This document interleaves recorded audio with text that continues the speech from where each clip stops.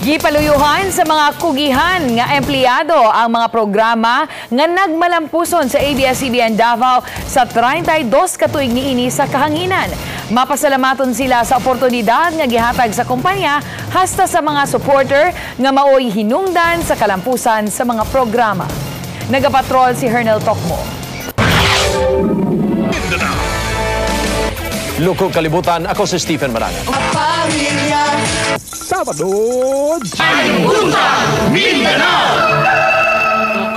daghan ng programa sa ABS-CBN Davao ang gihigugma sa masa ug mipatok sa panlasa sa mga Davaoenyo sulod na sa 3 ka dekada. Pero gawa sa mga local talent ug mga personalidad, dili magmalampuso ng mga local news, entertainment ug public service program sa ABS-CBN Davao kung dili tungod sa mga taong nagpaluyo niini. Ang mga naa sa likod sa kamera naningkamot aron mahatag ang nindot ug dekalidad nga mga programa sa telebisyon ug radyo. Ang uban kanila miabot na og sobra 20 ka tuig sa serbisyo ug miagi na sa daghang mga trabaho. Sama ni Kenneth Mangayaay nga nagsugod isip production assistant sa ABS-CBN News Davao.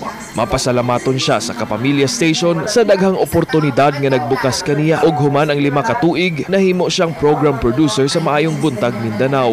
Forever grateful gid ko sa opportunities nagyatag sa ako sa ABS-CBN, especially diri sa ABS-CBN Davao nga to ang mga boss, because at a young age kanang fortunate kay ko kay nahatagan kong mga dagko na responsibilities na I thought dili na ko kaya, pero nakaya na ko siya because naa ang pagsalig sa ato ang mga boss diri sa ABS-CBN na they know exactly kung asa kanila ibotang, and then kung asa man ko nila gibotang, kung asa ko nila gitanom, slowly nag-grow ko. Dili lang po yun syempre gina siya tungod sa ako ang skills and abilities, but it's really more on their mentorship and their guidance with yun sa ako. Pero gawas sa kaseryoso ug kabisi sa trabaho, mabayloan rasab kini og kadasig tungod sa mga aktibidad nga makalingaw ug magpalig-on sa relasyon sa isig katrabaho. Lami kay sa feeling ang kapamilya way, kay syempre kita diri sa ABS-CBN dili lang ta trabaho lang perme, like syempre atong bonding. Siyempre natin mga team buildings, natin mga team outings, ang atong mga outdoor shoots. And then, dili lang kana, kay even ang ato ang General Assembly diri sa ABS-CBN, actually, dili siya the normal way, na maglingkod lang ta. Instead, ginagamit gihapon na tong creativity. So, naga-production number, naagihapoy mga paandar always atong mga General Assembly para dili gid siya boring. And then, of course, atong Christmas party, my God, thematic atong Christmas party always, nag-e-effort ang mga employees. Busa para sa mga empleyado, nagsilbing ikaduhang panimalay na nila ang ABS-CBN Davao. Kay gawas nga dinhi na sila migahin sa ilang dakong panahon sa matag adlaw, apan nagpabiling tinuod nga kapamilya na nila ang ilang kaubanan sa trabaho. Sa tinuod lang, kanang adlaw-adlaw gani nato nga magkita, murag di lang siya na imong work for us. It is not just a ordinary work, but is or a job, but is kanaganing a family. Yung company dili lang sa kumpanya, kundi pamilya. Mo na gani, mo nang butang nga dili masabtan sa uban, because as every day we spend time together, have our lives together as a family.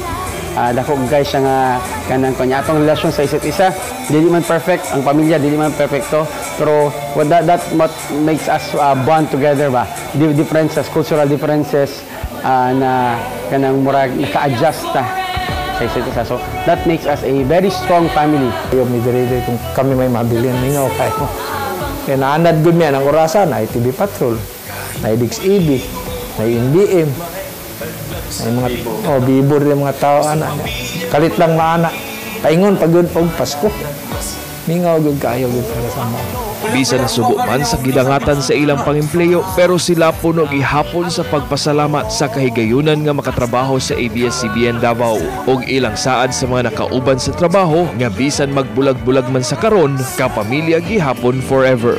Pasalamat ko sa opportunity na gihatag sa ABS. Ang training di lang sa kanang ang ubang pa niya pasagda na ka, pero ako gradual ang training, rigid ang training. Even ako kay tabang ABS-CBN sa kuha. Grateful kay ko for anay ko sa akong sarili, akong misis na kanang wala ko niya sa ABS.